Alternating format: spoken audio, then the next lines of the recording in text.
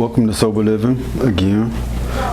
Today we are here interviewing Caden, and she just recently come to Sober Living, and we're going to allow her to share her story with Sober Living Inc. Welcome, Caden. Why don't you share with us where you're from? I am from Ardmore, Oklahoma. How did you find Sober Living?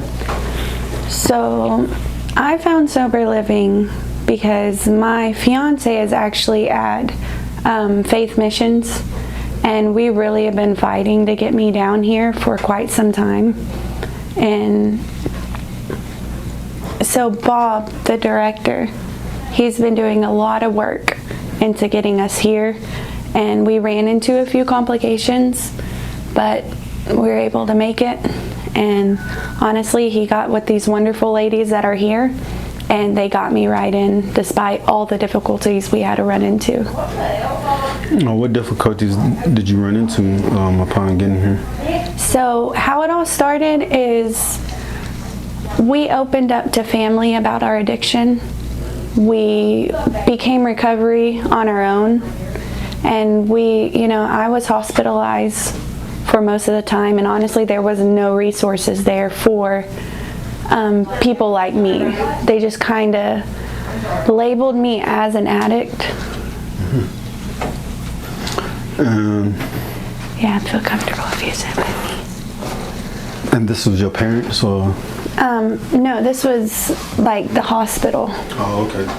Yeah. Just trying to be clear. Just trying to, get a little bit of help, because I actually started having seizures, and I had a minor heart attack, and just coming off of my addiction was really hard for me. And I tried to get the resources, but it didn't go the way I thought maybe it would go, because they tried Suboxone. They wanted to do just different kind of medications, but I didn't want to take that route. I wanted to be clean, to be sober, to not have to depend on anything else for my mental health. And then, so we ran into that, but then we started opening up to family, which I started with my mom first, just one night out there with my nephew and her, and I just started crying, and she asked what was wrong. And I just broke down and told her, look, Mom, this has been happening. I need to get better, and I'm going to need you. She's a rehabilitation counselor in Ada. So she's kind of been in this line of work for a while. How long have you been battling with mental health issues? Mental health issues, I would say, really progressed when I was about 9 or 10. Oh, okay. And then it just kind of got worse from there. Was there something that triggered it? Yeah, there was multiple things. There was, at 10 years old, my sister's boyfriend had actually raped me and my best friend. Oh, sorry. Yeah. And then when I was 14, I was with a man that was 32. That was very abusive. But showered me with gifts. So I felt like it was okay, but it wasn't. And then, how long did that last? I would say about 7 to 8 months. So not too long, but long enough, because I was in high school, and the teachers would notice, look, there's an older man dropping her off. And honestly, that was my mom's doing. She should have been really the one to protect me, but it wasn't like that.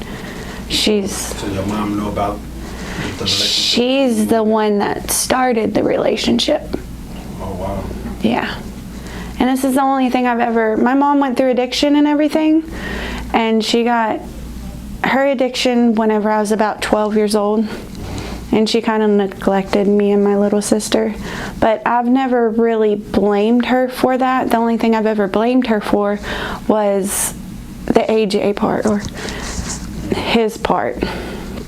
And because I was grounded for 8 months, and it was because I snuck out with my best friend to go to Skateland, And one day she was out there as I was walking, and she saw this man, and we went over there and talked to him, and she noticed that he had interest in me. And he's 32 years old. And she was like, look, I'll give you your phone back as long as you message him and him only. Don't message anybody else. This is the conversation your mom had with him? Mm-hmm. So she gave me my phone back so that I could message this man. And I ended up moving in with him. And it just really was hard. She allowed you to move in with this guy?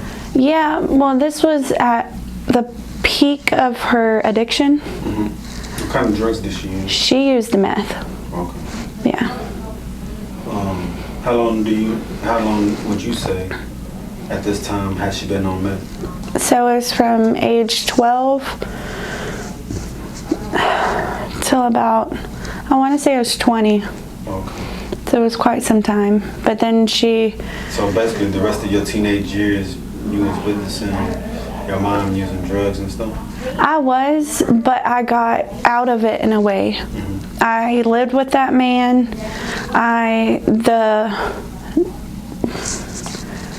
So it was a trailer park. And the property manager actually moved me into their house and took me in because they saw everything that was going on, and I was best friends with their son. So they kind of took me in. It was warming, it was great. She didn't have a daughter. She loved on me.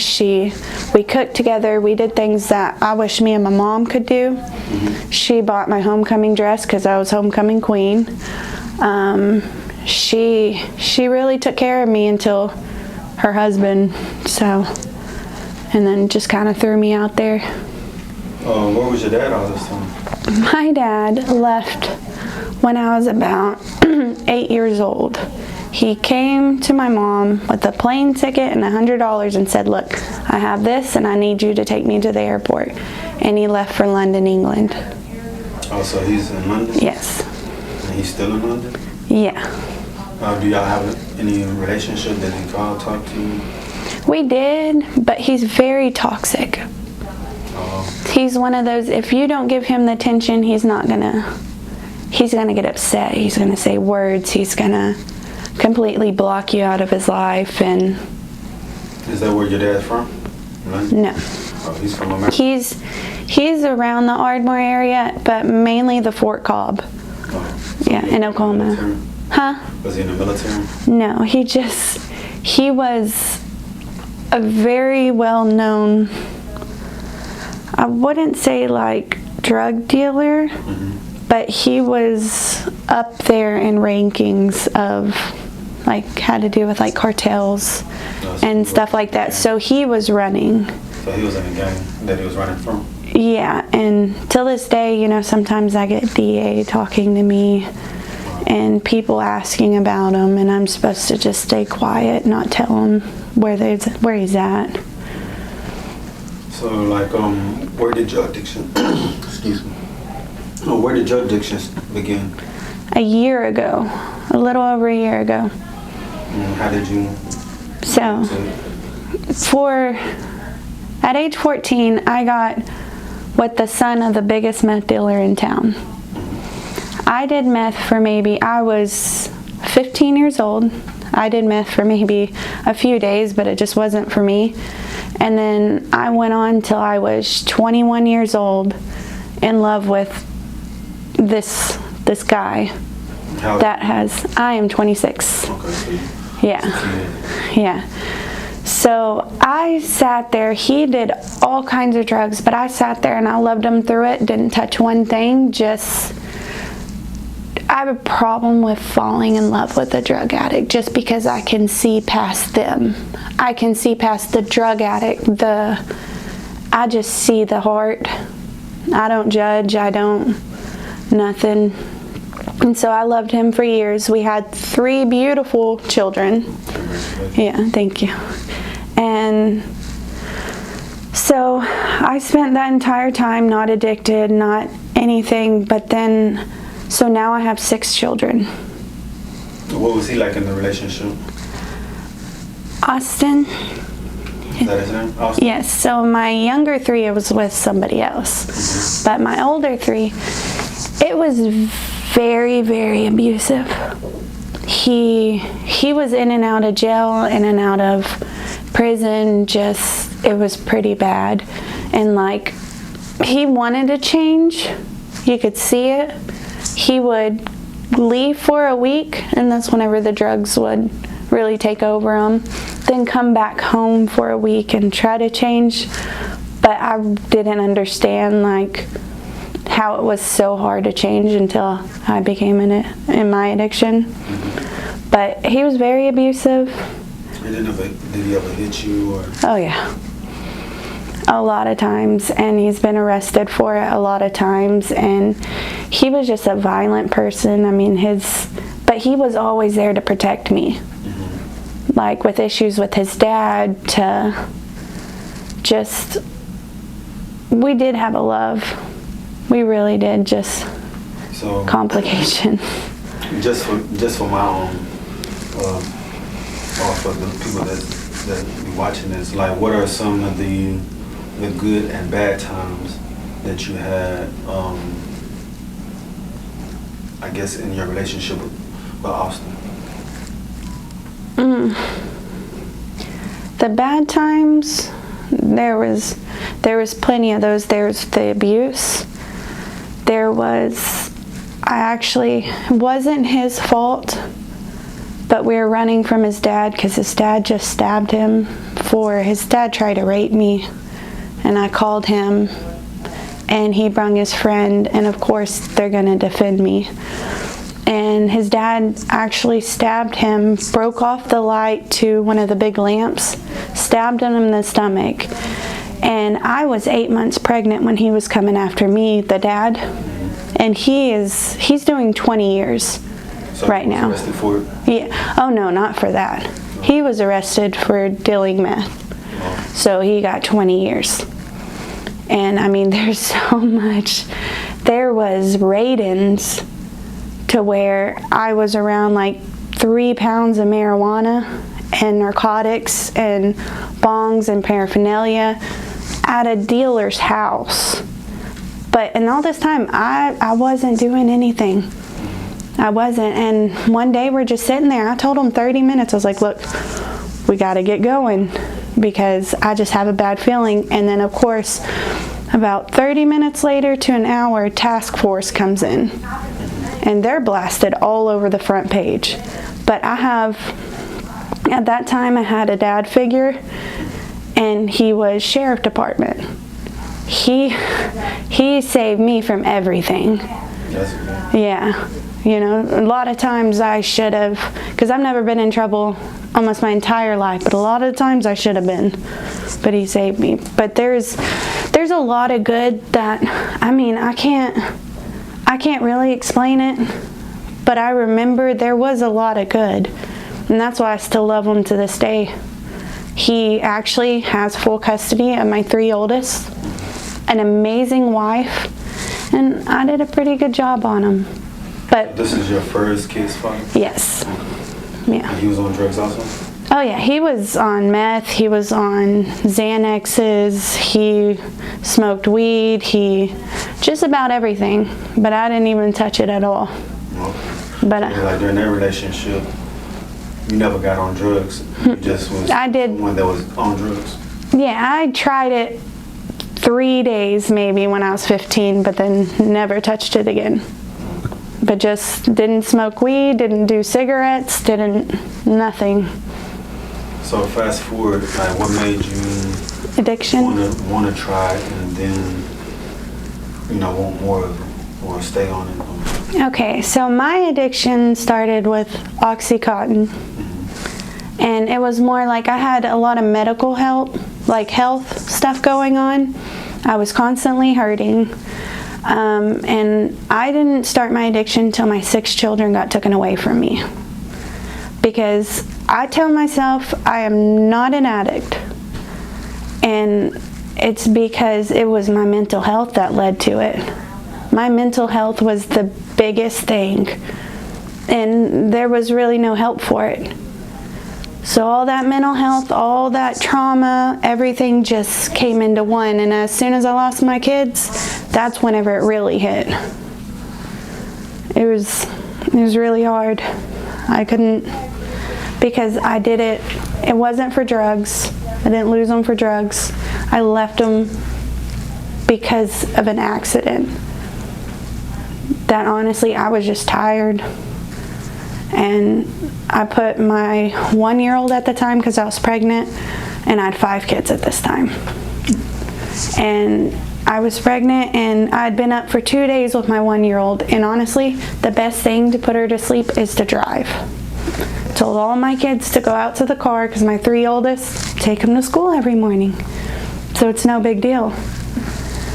But my 7-year-old did not go outside. He went to his room, and I didn't notice. And so I got to the store, got their bug juices and everything, and passed them out. My daughter told me he's not here. So we went as fast as we could to the house. It was maybe 5 to 10 minutes that I was gone, and the cops were already there. They charged me with felony child neglect. And I didn't deserve it, because I was a good mom. It's an amazing mom. I've done everything. I've tried to do everything right. I've protect my children over the things that I feared the most. But then just after that, I lost it. I found something that took care of my physical pain and my mental pain. And honestly, it got mixed in with the fentanyl towards the end. But I didn't know at first, but then I did. And I mean, it took my life twice. So you actually tried fentanyl by accident? Based on like the person that you bought? Yeah, but then I kept buying it knowing it was fentanyl. So what was that like? Fentanyl, it's really scary. Like, and I wasn't just taking the pills. I was an IV user. And I didn't start with just popping them in my mouth and swallowing. I started with IV using. And honestly, fentanyl and doing that, it was the scariest thing, because used to, I could just take an Oxy 30, just take it in, and kind of feel it. But then with the fentanyl, all you gotta do is half, and half just puts you out. But at the same time, me and my fiance that I have now, we weren't engaged then. We started it together. We started this addiction with each other, and it just kept going with each other until we realized, look, there's one day he woke up, because I guess we had both passed out on the floor, because it's one of those, you do it, and then you could be, I was walking to a desk, and all of a sudden within 30 seconds, dark. And he said he woke up on the ground, he saw that I was on the ground, he put me up on the bed, he tried shaking me, I had no pulse, he was freaking out, he went and got water, dumped it on me 3 times, still wasn't waking up. And he carried me all the way to the bathtub. He turned on the water, I still wasn't waking up, and I was out for maybe like 15 minutes. And then he turned on the shower. All I can remember is just waking straight up and just screaming on the top of my lungs, just crying. Like I was scared, and whenever I looked over, he was huddled up on the ground just crying. And then once he saw that I was awake, he just got right up and then held me, got in the shower with me, and it was just, honestly, you would think that was the last time I would do it. But it wasn't. I just kept on more and more and more. It's one of those, I'd rather not live to see another day type thing. But then it got closer to trial, because they were going to dismiss all our rights, because we weren't really doing what we were supposed to be doing. And before the addiction, we lost our house, we lost everything, it was really bad. And then we got into addiction, started just, we weren't those addicts that go and make trouble. We're just those that it helped us with our pain, with everything that we felt. We are able to love each other and support each other, but then again, we weren't. It was just what the addiction does to you. It just makes you feel like everything's okay. But once you kind of step back, you see that it's not okay at all. And so the best thing that happened is we were both ready at the same time. Because if you got somebody that else that isn't ready, and then you got the other one that's ready, it's not going to work. We were both ready at the same time. He was a little more ready for me because I ended up making us relapse because the medical problems that were going on, and I couldn't get any of the doctors to help me. I couldn't get them. They don't say anything about rehab. They don't say anything about just, this is another option for you. They don't say that. They just try to prescribe you Suboxone, try to prescribe you methadone, and not once did I ever hear about rehab, but we've been thinking about it. We have been. And so I kind of opened up to my entire family about 2 weeks into recovery for myself. I talked to my sister, my little sister, and it kind of worked the way up there to where we had a lake party thing, kind of just so that I can let everybody know, hey, I have an addiction. I'm overcoming it. I need y'all to be proud of me. And so we did that. It was my sisters, it was my mom, it was my first baby daddy, Austin, his wife, and my 3 kids. And we were able to completely open up. Sorry if I get off track. No, you are. I'll talk you fine. What I was going to say is, so like, if you could speak to your young self again, what would you tell the 15-year-old? What would you tell the 21-year-old, the 26-year-old person of yourself that started wanting to do drugs or experimenting with them? Honestly, I wouldn't say anything, because where I'm at today mentally, man, because I went through some struggles, but if I wouldn't have gone through everything I went through, I wouldn't have my children. They could possibly not exist, and I wouldn't have gone through. I actually saved a life, and that was my first baby daddy, and then I saved this one too, because his was a 12-year addiction, but I didn't know it at first, but he became clean on his own for us. Oh, nice. Yeah, and I didn't even know he was an addict. There was a few signs, but I thought those signs were just him not really liking me or loving me, but honestly, it's because he was trying to help himself in order for us. But I wouldn't say anything. I just say, go down this path. What are your hopes for sober living while you're in sober living? What are your expectations?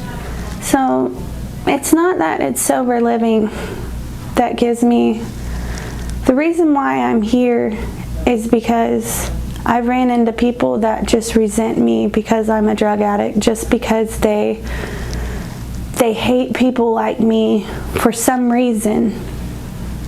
But I guess you never really understand unless you've been there at all. Because it's a whole different feeling, because I never really understood. But I've been running into so many of those people that have tried to stop my path.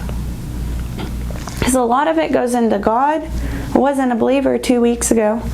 I am now, more than probably most people, because I sound crazy, but I've actually got to speak with God. And He showed up my first night at the witness protection place. and it was honestly incredible. And I've told certain people about it, and there was a girl that was there at the witness thing with me, and she asked me how my day was.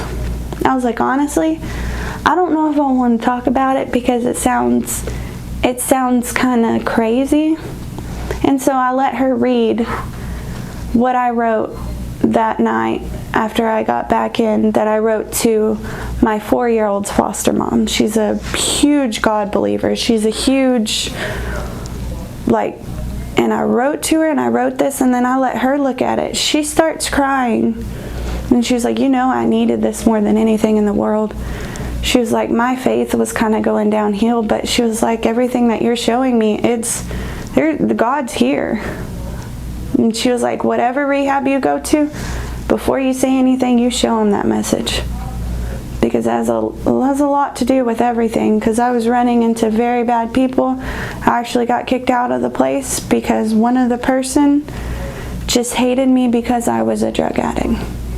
Not because of my personality, not because of this God person that I was talking to, Hermit, he is about to die in 2 months of cancer. And he was just kind of walking out there one night and saw me my very first night, and we talked. Literally thought it was God. But we had a few more talks after that, and it was just about God and the path that I'm supposed to go down. And there's some incredible, which I feel like it's incredible, things that happen and signs that happen that I've kind of put to the side right now. But the proof that he is there and that I feel it, and that's all, honestly the most thing, because I tried to attempt suicide before I got into that place. But now it's like he saved me all those times that I've tried to give up for a certain reason. And regardless, I'm going to get to that reason, but I had so many people that were against me because I was a drug addict. I knew where I was going. I knew that I had a place I needed to go to. And I worked really, really hard to get to it. And Bob, the director over here with my fiance's, the Faith Missions, he kind of got to see that. At first it wasn't so much, and then he was calling me himself, and he called the wonderful ladies up here at the Sober Living and got me out of that situation I was in. Thank goodness. Yeah, and Brandy, I've never had somebody sit there and be so excited to meet me. I really haven't, and she's amazing to me. And just being in a house with women that are like me, because I didn't think there were people that were like me. They're really hard to find, but almost every single one of these women are just like me, and I feel like I'm home here. I don't get to call this place home very long because I do have to go to rehab, even though I am 2 months sober. Congratulations. Thank you. I am 2 months sober, and I got to do this for my children, but I got to do it for myself most of all. So what would you tell a girl that's out there right now that's going down this path, that has been with guys that's on drugs and that's trying to overcome their addiction so that they can turn their lives around? What would you tell that girl? Listen to the signs. Listen to your heart. Don't push against it. Just do what you need to do to get done, and do not stop fighting. No matter how hard the battle is, you cannot stop fighting, because that's the only way. Sometimes it's not fighting physical. It's fighting who you believe yourself is. Because when you do that, it's a whole different story. It's not just, it's just inside of you. And honestly, you're gonna completely care about everybody else around you But once you start focusing on yourself, it kind of fades away. It takes time, but don't stop fighting whatsoever. Love is a huge thing. Well, is there anything else that you would like to say before we wrap it up? No matter how big or small you feel like your trauma is, there's no such thing. Trauma is trauma. It's going to be a part of life, but it really matters how you make it through. And you got to make it through. You can't give up. Honestly, I don't think he'll let you. But I don't know what else. Thank you, Caden. I appreciate you sharing your story with Sober Living, and I hope that your story has saved someone or helped someone in so many different ways. And I pray that whatever path that you choose after today and in the future, I hope that it leads to you always having sobriety and many, many blessings for you and your family and your children. Thank you. And that you just stay on the right path and I'm going to make help this. many, many more lives. I'm going to make it past this, and that's honestly going to be my future. I even had the DA and, my kid's attorney look at me and be like, man, you're going to change lives one day. She was like, you really should be a counselor or something to help other people to get through this. So I have a lot of hope, and I'm going down the path he's leading me down. And honestly, that's going to be a person that's going to lead other people out of this. Because I know from the smallest things, and I know from the worst fears of people's lives. I've been through it all. And honestly, I'm going to save people after this. Because they're worth saving. I don't care what anybody said. They really are worth saving. Yes. And I don't regret my past relationships whatsoever because they're saved. Thank you. Just like we said, Sober Living Inc. is a game changer. Yeah. And we do recover. And there are people like us. Thank you. You will recover. Oh yeah, I got it. And you have a blessed day. Thank you. Bye.